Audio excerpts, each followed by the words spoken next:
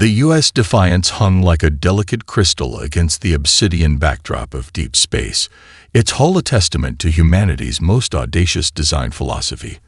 Form following function with a dash of unexpected brilliance. Captain Elena Rodriguez studied the holographic displays surrounding her command chair, her fingers tracing invisible trajectories that only she could perceive. The ship wasn't a military vessel in any traditional sense. Its crew represented a microcosm of human potential. Dr. Marcus Chen, quantum physicist with eyes that burned with the intensity of 1,000 calculations. Aria Gonzalez, communication specialist whose linguistic algorithms could decrypt languages no human had ever heard. Dr. Kamal Nawaz, a xenobiological engineer who saw potential where others saw only barriers. And Lieutenant Sarah Kim, a systems integrator whose ability to connect disparate technologies bordered on the miraculous. Their mission had begun as a routine deep space research expedition, mapping quantum communication pathways in uncharted sectors. The Defiance carried more computing power in its experimental quantum array than entire planetary networks, a floating laboratory of human innovation that pushed the boundaries of known science. Nothing could have prepared them for the Zarkax. The first sign of trouble came not as a visual signal, but as a cascading anomaly in their quantum sensors. A ripple in space-time, a distortion that didn't match any known physical laws. Chen's fingers danced across his console, capturing data points that would make most scientists weep with joy or terror. Captain. Chen's voice cut through the ambient hum of the bridge. We're detecting a massive energy signature. It's not like anything in our databases. Rodriguez didn't need to ask for clarification. Years of Black Ops training had honed her instincts beyond traditional military protocol. She saw patterns where others saw chaos, understood threats before they fully materialized.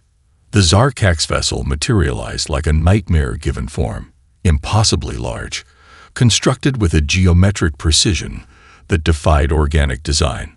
Its hull seemed to absorb light, creating a void within the void of space. No communication, no warning, just pure, calculated presence. Aria Gonzalez's communication systems erupted in a symphony of alien signals, not attempts at communication, but something more predatory. "They're scanning us," she reported, her voice a mixture of professional calm and barely contained excitement. "But it's not like any scan I've ever seen. They're not just collecting data. They are attempting to understand our entire technological framework." Lieutenant Kim's systems integration background gave her a unique perspective. "They're trying to map our technological potential in microseconds. It's like they're conducting a comprehensive threat assessment faster than we can breathe." Rodriguez understood the implications immediately. This wasn't first contact. This was a preliminary invasion assessment.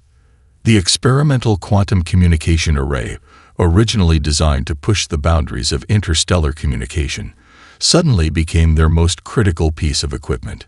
It wasn't just a research tool, it was a potential lifeline. Dr. Nawaz approached the captain, his usual calm demeanor replaced by an electric tension. "The quantum array isn't just a communication device," he whispered. "It's a living system. We've designed it to adapt, to learn, to evolve with each transmission." A plan began to crystallize in Rodriguez's mind. Not a plan of traditional defense, but something far more nuanced. If the Zarkax were going to scan them, then they would give them something to scan. "Prepare a full-spectrum quantum transmission," she ordered, "but not a standard signal. I want every piece of our mission data, our research, our technological capabilities, encoded in a way that looks like pure noise to an outside observer." Chen's eyes widened with understanding. "A quantum Trojan horse. They'll be collecting what they think is random data, but we'll be embedding our own complex information directly into their systems." The Zarkax vessel began charging weapons. Massive energy concentrations built along its impossible geometry, promising total annihilation. But Rodriguez and her crew were preparing something far more potent than traditional weapons. First contact was about to become something entirely unexpected. The aftermath of the Defiance's encounter spread through human colonies like a viral transmission of hope and terror. Scattered research outposts, frontier settlements, and deep space listening stations received fragmented transmissions that defied conventional understanding. In the United Earth Strategic Command Center, located deep beneath the Atacama Desert, holographic displays flickered with the brutal reality of humanity's new galactic situation. Admiral Renata Santos, a veteran of multiple interplanetary conflicts, watched as another frontier colony went dark. Her team of strategists looked more like a collection of traumatized academics than military commanders, which in many ways they were. Dr. Elena Volkov, the center's chief xenotechnological analyst, stood apart from the others. Her fingers traced the intricate patterns of alien technological signatures, searching for something beyond the obvious destruction. Where others saw only devastation, Volkov saw a complex puzzle waiting to be deciphered. "It's not random," she muttered, her Russian accent sharpening with intensity. "The Zarkaks aren't just destroying us. They're conducting a systematic assessment." A holographic display showed a chilling pattern. Each human settlement destroyed contained a specific combination of technological infrastructure.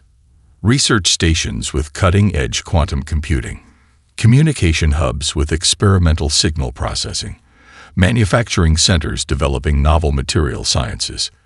The Zarkaks weren't simply conquering, they were hunting for something. In the ruins of a research station on Titan's methane lakes, a single surviving data core told a story of unprecedented technological cannibalization. The Zarkaks didn't just destroy human technology. They absorbed it, analyzed it, integrated it into their own systems with a speed that defied conventional understanding of technological adaptation. Back on the Defiance, the crew worked with a desperate intensity. Chen's quantum lab had become a war room, every surface covered in holographic projections of alien technological signatures. Lieutenant Kim had developed a new approach. Instead of trying to match Zarkak's technology, they would try to understand its fundamental limitations. "Look at their communication protocols," Kim explained to Rodriguez, her fingers dancing across multiple holographic interfaces. "They're incredibly efficient, but they have a critical weakness. They operate on a closed systemic logic, predictable, rigid." Rodriguez understood the implication. In the world of advanced technology, predictability was a fatal flaw. Across human space, a transformation began. Military academies were being replaced by interdisciplinary innovation centers. Traditional weapon designs gave way to adaptive systems that could learn and modify themselves in real time. The entire human technological approach was being reimagined. Dr. Nawaz discovered something even more profound. The Zarkaks' technological assault carried a genetic component. Their scanning technologies weren't just examining human infrastructure, they were collecting biological data, genetic markers, cellular structures. It was as if they were trying to understand humanity at a fundamental molecular level. "They're not preparing for a conventional war," Nawaz explained during an encrypted communication with Volkov. "They're conducting a species-level assessment. We're not just a military target. We're a biological curiosity." The implications were terrifying and fascinating. In the hidden research facilities of Mars Colony, a new generation of human technology was being born. Adaptive quantum networks that could reconfigure themselves. Biological technological hybrid systems that blurred the line between organic innovation and mechanical precision. Computational models that could predict technological evolution with unprecedented accuracy. Humanity was transforming its greatest weakness, its technological inferiority, into its most potent weapon. Admiral Santos understood this better than most. During a classified briefing, she laid out the new strategic approach. "We're not going to outgun them," she told her assembled strategists. "We're going to outthink them. Every destroyed colony, every lost ship, they're providing us with data, with understanding." The Zarkaks believed they were conducting a systematic elimination of a potential threat. They didn't realize they were actually teaching humanity how to survive. As another frontier colony went dark, something else was happening. In research labs, on hidden space stations, in the minds of scientists and soldiers alike, humanity was learning, adapting, preparing. The real war was just beginning. The breakthrough came from the margins, those places where conventional wisdom feared to tread. Deep within the subterranean research complex of New Jakarta Orbital Station, Dr. Arya Gonzalez stood before a holographic representation that looked less like a scientific model and more like a living, breathing organism. Her latest project wasn't just a communication algorithm. It was an entirely new way of understanding information itself. Language had always been her first love, but not just spoken language. The underlying patterns of communication that existed beyond words, beyond human understanding. The Zarkax had revealed something profound. Communication was more than an exchange of information. It was a living, adaptive system. Her team consisted of unlikely collaborators, a retired cryptographer who had spent decades breaking supposedly unbreakable codes, a quantum linguist who saw language as a mathematical construct, and a group of neurodivergent researchers whose patterns of thinking defied traditional linear logic. Randomness, Gonzalez explained to her team, isn't truly random. It's a complex system we haven't yet understood. The Chaos Protocol was born from an impossible intersection of disciplines. Linguistic analysis met quantum mechanics. Neurological pattern recognition merged with advanced computational theory. They were creating a communication system that could think faster than thought, adapt more quickly than adaptation itself. Halfway across human-controlled space, the implications were already taking shape. On the mining colony of Epsilon Eridani Prime, a group of asteroid miners became the unexpected front line of human innovation. Cut off from traditional communication networks after a Zarkax attack, they had jury-rigged a communication system using mining equipment, quantum entanglement relays, and pure human desperation. Their leader, Rakan Reyes, was a third-generation space miner with a reputation for impossible solutions. When their primary communication systems failed, he didn't wait for rescue. Instead, he began treating their communication network like a living organism. "We're not fixing a system," Reyes told his team. "We're teaching it to heal itself." Using components never intended for communication, drill guidance systems, or processing quantum computers, even the thermal regulation networks of their mining suits, they created a communication mesh that could reconfigure itself instantaneously. Each node became both a receiver and a creator of information. The first test came unexpectedly. A Zarkax scout ship approached, its scanning systems designed to identify and neutralize any technological threat. But this wasn't a traditional communication network. It was a living, breathing system that changed faster than the alien technology could comprehend. When the Zarkax attempted to intercept their communications, they found themselves trapped in a maze of shifting information. Signal patterns that seemed random to an outside observer carried complex, encrypted messages. What appeared to be noise was actually a sophisticated language of survival. Back on the New Jakarta station, Gonzalez and her team watched the data stream with a mixture of scientific excitement and human defiance. They had created something beyond a communication protocol. It was a survival mechanism. Dr. Marcus Chen, monitoring the experiment from the Defiance, understood the deeper implications. "It's not about having the most advanced technology," he explained during a quantum-encrypted transmission. "It's about being able to change faster than your opponent can understand."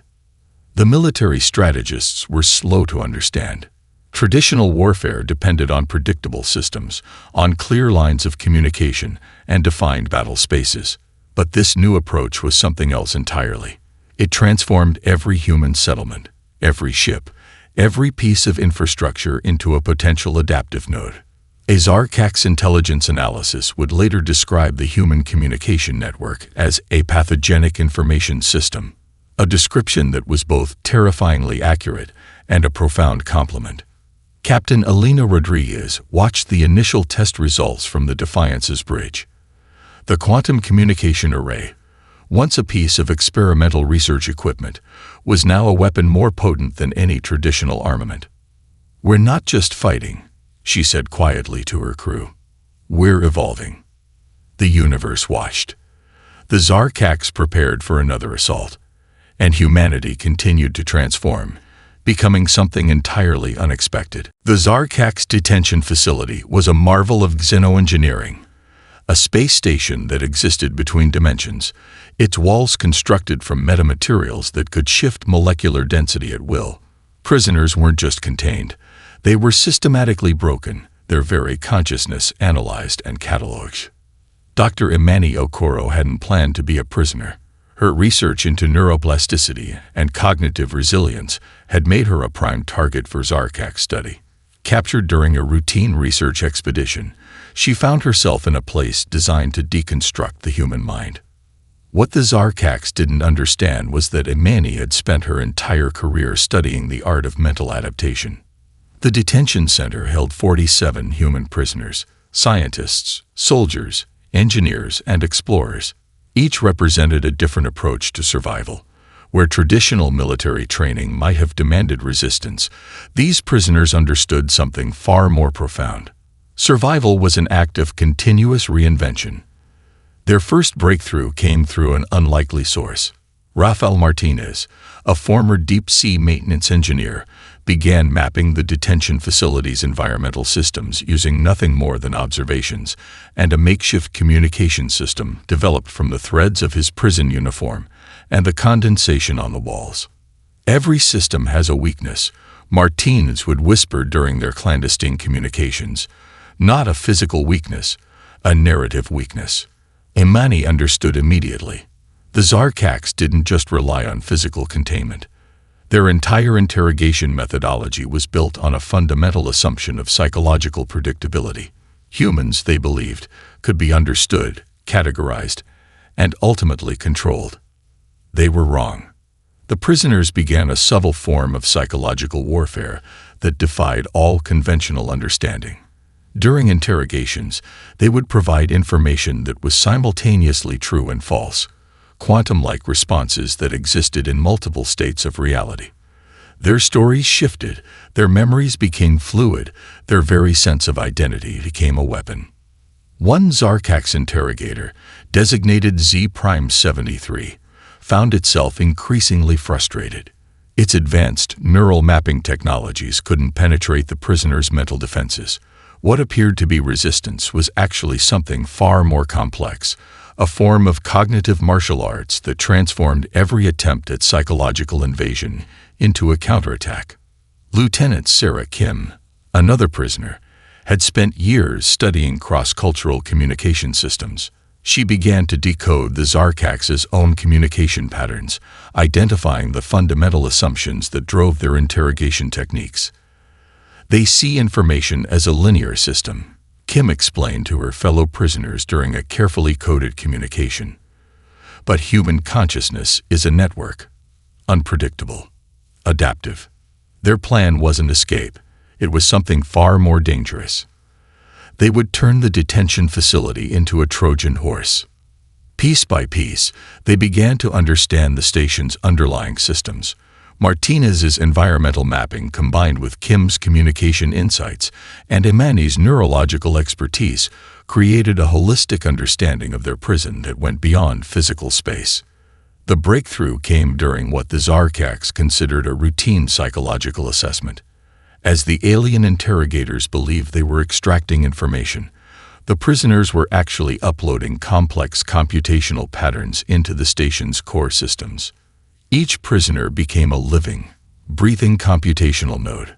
Their shared experiences, their collective creativity, transformed the detention facility from a place of containment to a living computational weapon. On the Defiance, Captain Rodriguez received the first quantum-encrypted transmission. It wasn't a call for rescue. It was a battle plan. The prisoners had discovered something the Zarkax could never understand. Humanity's greatest strength wasn't technology. It wasn't physical prowess. It was the ability to transform constraint into opportunity. As the first subtle system failures began to ripple through the detention facility, the Zarkax would learn a fundamental truth. True prisoners are those who cannot imagine freedom, and humanity had never been good at staying imprisoned. The Proxima Centauri research station was never meant to be a weapon. Established as a collaborative international research facility, it represented humanity's most ambitious attempt to understand the fundamental nature of technological evolution. Dr. Kumbal Nawaz stood at the epicenter of what would become known as the Metamorphosis Protocol, a project that had begun as pure scientific curiosity and was now humanity's most potent response to the Zarkax invasion. Unlike traditional weapon development, the Metamorphosis Protocol wasn't about creating a tool of destruction. It was about understanding the very essence of adaptive systems. The station's core was a living computational matrix, a hybrid system that blended biological neural networks with quantum computing technologies. Each component was designed to learn, to grow, to transform. Nawaz and his team had created something that existed between technology and life, a system that could think beyond its original programming. Their inspiration came from the most unexpected sources: marine biologists studying deep-sea organisms, mycologists tracking underground fungal networks, geneticists exploring the adaptive capabilities of extremophile organisms. The team understood a fundamental truth. Survival was less about resistance and more about continuous transformation. When the first Zarkax scout ships approached Proxima Centauri, they found something entirely unexpected. The research station wasn't just a target. It was a living, breathing computational organism. Traditional defensive systems would have attempted to repel the invasion. The Metamorphosis Protocol did something entirely different. It began to absorb the incoming technological assault. Each scanning beam, each weapons lock, each attempt to penetrate the station's defenses became a learning opportunity.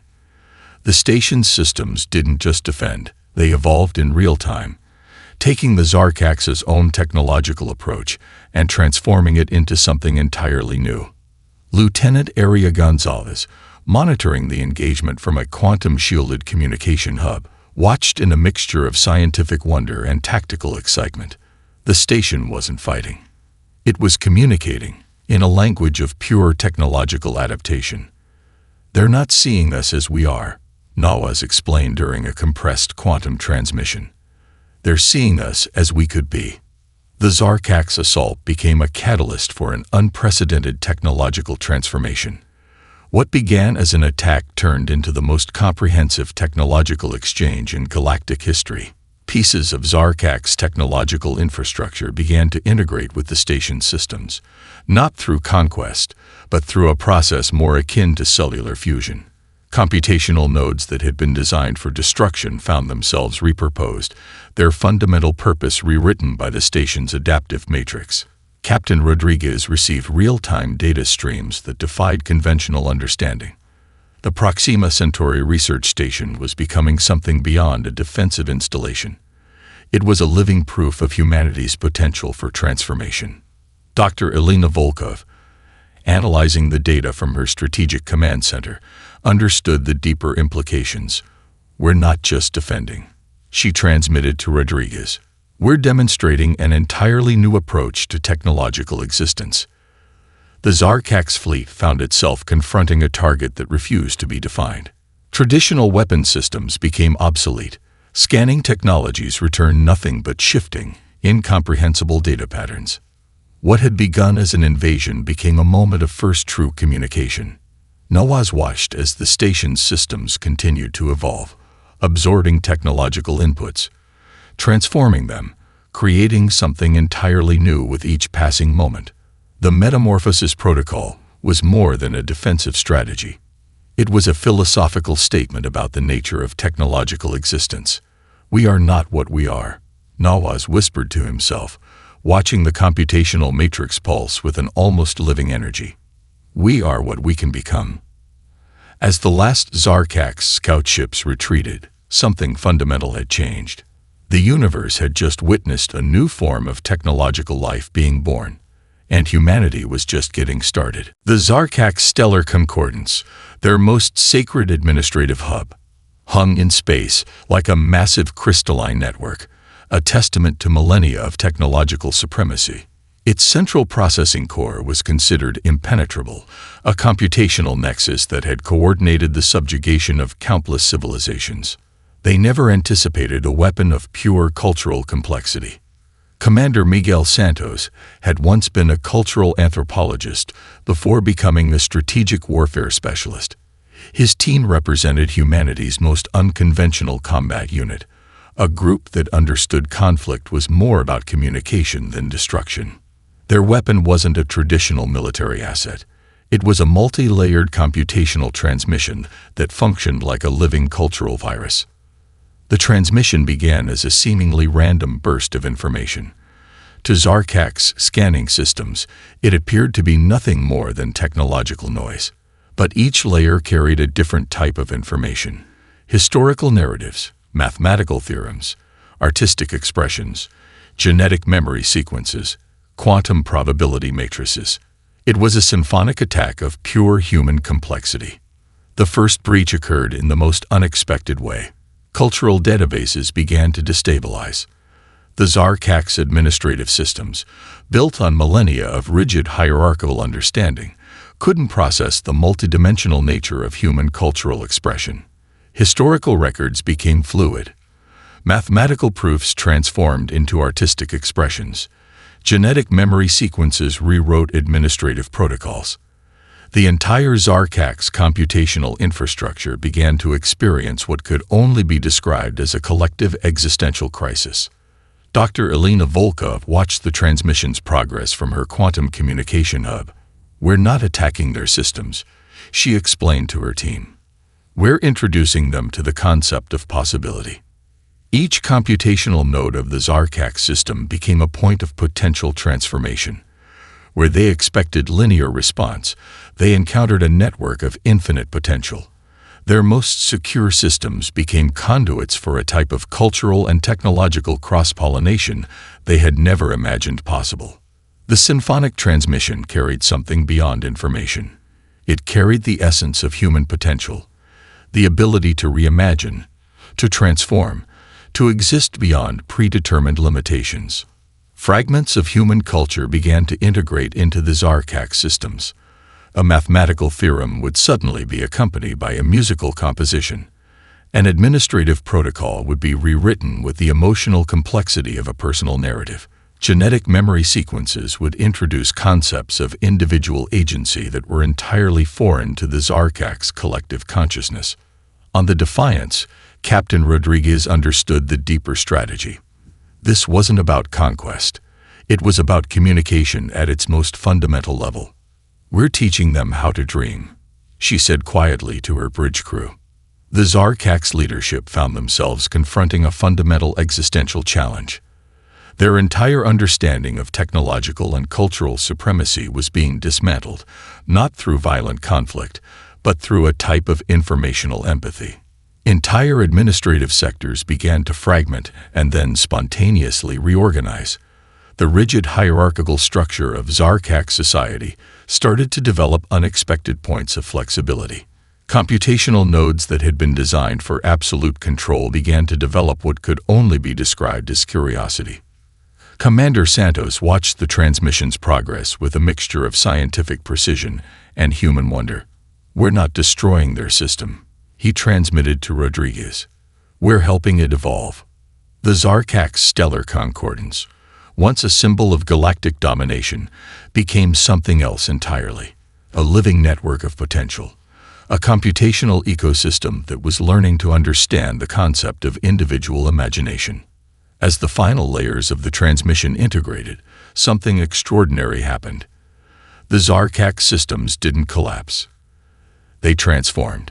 Humanity had just introduced the concept of cultural and technological evolution to a civilization that had believed evolution was something that could be controlled.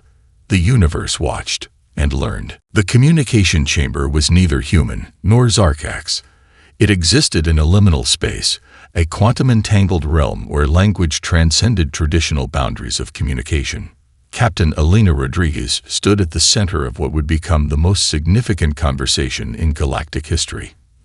Beside her, the Zarkak's prime communicator, a being so far beyond traditional biological understanding that individual seemed an inadequate description, pulsed with a complex array of bioluminescent patterns. They were about to have a conversation that would redefine the very concept of understanding. The chamber itself was a product of the Metamorphosis Protocol, a space that could translate not just words, but entire conceptual frameworks. Quantum linguists had spent years developing a communication matrix that could bridge the fundamental differences between human and Zarkak's consciousness. Dr. Kamal Nawaz, monitoring from a remote quantum station, understood the true complexity of what was happening. This wasn't a negotiation. It was a mutual deconstruction of existential understanding. The Zarkaks had spent millennia believing in a universe of hierarchical control. Humanity represented something entirely incomprehensible, a species that found strength in uncertainty, power in adaptation, meaning in continuous transformation. Rodriguez began not with words, but with a transmission of human cultural memory. Generations of struggle, moments of collective triumph. The raw, unfiltered experience of a species that had survived by reimagining its own potential. The Zarkak's prime communicator received the transmission not as information, but as a living ecosystem of possibility. Fragments of human experience began to integrate into the Zarkak's conceptual framework. A child's first steps became a mathematical theorem of potential. A moment of scientific discovery transformed into a complex emotional landscape. The survival of a small community during an environmental crisis became a model of systemic resilience. "We are not what we have been," Rodriguez transmitted. "We are what we can become." The communication was multilayered. Quantum encrypted data streams carried not just immediate meaning, but potential interpretations. Mathematical models danced with emotional narratives. Scientific observations intertwined with artistic expressions. Dr. Aria Gonzalez, the linguistic architect of this moment, watched from her quantum communication hub. This was linguistics elevated to an art form, a way of speaking that was simultaneously a way of reimagining existence. The Zarkaks began to understand something fundamental. Humanity was not a species to be conquered or categorized. They were a living demonstration of cosmic potential. Centuries of Zarkaks' philosophical and technological assumptions began to deconstruct. Their understanding of evolution, of progress, of existence itself was being rewritten in real time. Rodriguez wasn't presenting an argument. She was offering a perspective, a way of seeing the universe that embraced complexity, celebrated uncertainty, found strength in continuous adaptation. The communication chamber began to resonate with a type of energy that defied traditional scientific understanding. It was as if the very fabric of space-time was participating in the conversation. Nawaz's monitoring systems captured something extraordinary. The communication was becoming a living entity, a form of interaction that existed beyond traditional concepts of sender and receiver. "We are a question," Rodriguez transmitted. Not a statement to be resolved, but a continuous exploration of potential. The Zarkak's prime communicator's response was not linguistic. It was a complex symphony of quantum potentialities, a recognition that true understanding was not about control, but about continuous dialogue. Humanity had just introduced the universe to a new way of existing. As the transmission concluded, something fundamental had changed. The boundaries between species, between technological systems, between ways of understanding had become beautifully, impossibly fluid. The conversation was just beginning. The universe watched. Not in the metaphorical sense, but quite literally. Quantum observation arrays from hundreds of emerging civilizations tracked the extraordinary transformation unfolding between humanity and the Zarkaks. What had begun as a potential extinction event had become something entirely unprecedented. A galactic rebirth. The convergence zone, a massive computational space that existed between traditional dimensional boundaries, became the staging ground for a new understanding of existence. Here, the remnants of Zarkak's hierarchical systems and human adaptive networks began to merge into something neither could have imagined alone. Dr. Elena Volkov stood at the epicenter of this transformation, her hands moving through holographic interfaces that seemed to breathe with living information. Around her, the research team from the Defiance worked with a quiet intensity that spoke of something beyond scientific discovery. They were midwives to a new form of cosmic consciousness. Captain Rodriguez understood that this was never about victory. It was about evolution. The Zarkax territories began to transform. Rigid computational networks developed unexpected points of flexibility. Administrative systems that had once controlled through absolute hierarchy now pulsed with the potential for individual expression. Entire planetary systems that had been locked in millennia-old patterns of controlled development began to show signs of spontaneous innovation. On human colonies, the change was equally profound. The military-industrial complexes that had defined human technological development gave way to collaborative research networks. Educational systems were reimagined as living, adaptive platforms of continuous discovery. Dr. Kamal Nawaz discovered something extraordinary in the genetic archives recovered from the conflict. The human-Zarkax interaction had triggered a form of collective evolutionary acceleration. Genetic markers that had been dormant began to express themselves. Cognitive potential that had been theoretically possible was now becoming tangibly real. "We're not just changing," Nawaz explained during a quantum-encrypted transmission. "We're opening doorways to what we could become." The first truly collaborative missions began to launch, not as conquests or explorations, but as collective investigations of cosmic potential. Ships that were neither entirely human nor Zarkax, but something entirely new, pushed beyond the known boundaries of explored space. Lieutenant Aria Gonzalez led the first of these missions. Her communication systems were living networks that could adapt faster than traditional computational models could track. Each moment of the journey was a continuous dialogue with the universe itself.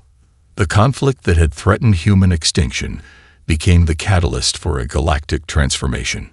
Isolated civilizations began to emerge from their protective shells. The quantum communication networks developed during the human-Zarkax conflict became bridges of understanding. Species that had existed in isolation for millennia found themselves part of a larger, more complex conversation. Commander Miguel Santos, now leading diplomatic integration efforts, understood the deeper significance. "We didn't win a war," he often said. "We discovered a new way of existing." The Defiance, once a research vessel on the edge of known space, became a symbol of this transformation. Its quantum communication array, the technology that had first drawn the Zarkax's attention, was now a model for collaborative technological development across multiple species. As the first decade of this new era concluded, something remarkable became apparent. The boundaries between species, between technological systems, between ways of understanding, had become beautifully, impossibly fluid. Humanity had not conquered the Zarkax. They had invited them to reimagine existence. Captain Rodriguez looked out at the expanding horizon of possibility. The universe was no longer a place to be conquered or controlled.